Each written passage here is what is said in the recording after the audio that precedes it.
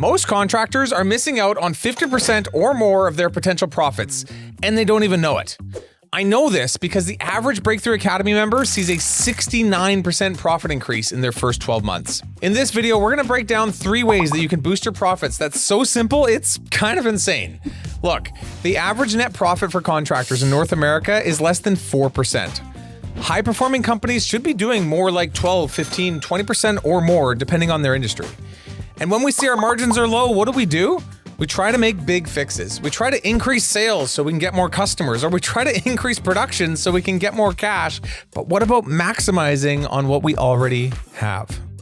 The truth is, most contractors are leaving money on the table. Because they're so busy chasing new work, they forget about the obvious profit boosters that are right in front of them. So, today, we're going to be getting into 3 ways to boost your profit without a single new customer. Now look, these ideas are not rocket science, but if you're putting all your energy into booking new jobs and you're still not making enough profit, I guarantee you your focus is in the wrong area. Now let's get into it. Profit booster number 1, increasing your charge rate. Seems a little too obvious, right? Well, that's because it is. And yet so many contractors we work with do not do this on a regular basis. They're either trying to beat out a competitor's price or just trying to win over a customer, or they've just been doing this for so long with the same pricing strategy, they just don't want to change it. Whatever it is, if you have not increased your charge rate in at least a year, you need to do this right away. Inflation, changing economic conditions, tariffs, and so on are making everything more expensive. Plus, the average hourly wage of a worker in construction has gone up by almost 45% in the last decade. Your charge rate has to keep up.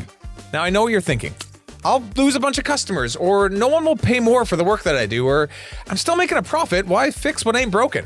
But here's the thing. If you look at the biggest, most successful companies in your specific area right now, are they charging as little as possible, or are they charging what they're actually worth? Besides, are the customers who only care about price really the customers that you want to work with?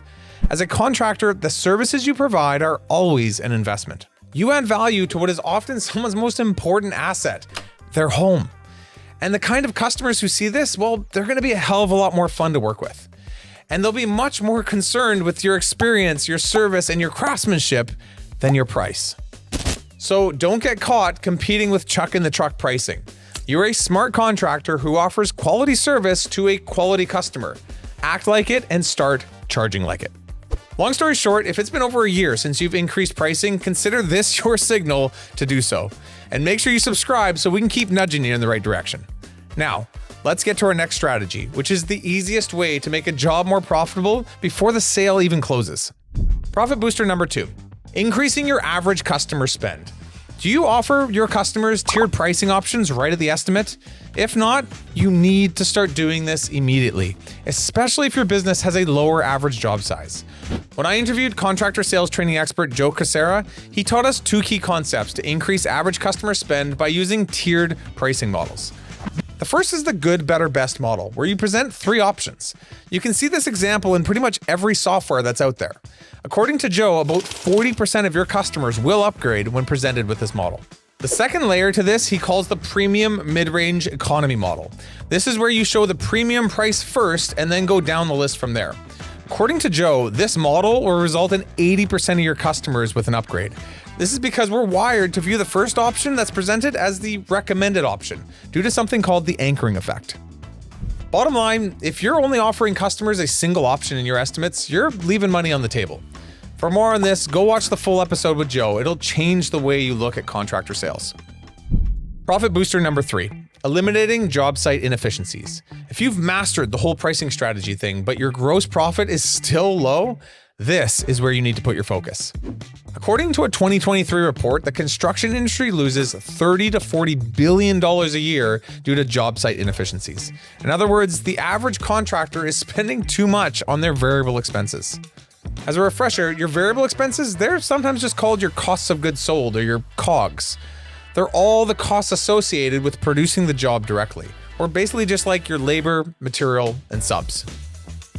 The more that you decrease your variable expenses, the more you're going to increase your profit. And to decrease your variable expenses, you need to increase your job site efficiencies. In fact, a research study shows that contractors who improved their productivity by just 6% saw a 50% increase in profitability. So where do you find that 6%? Well, think small. Small amounts of material lost to wastage, improper storage, or over-application.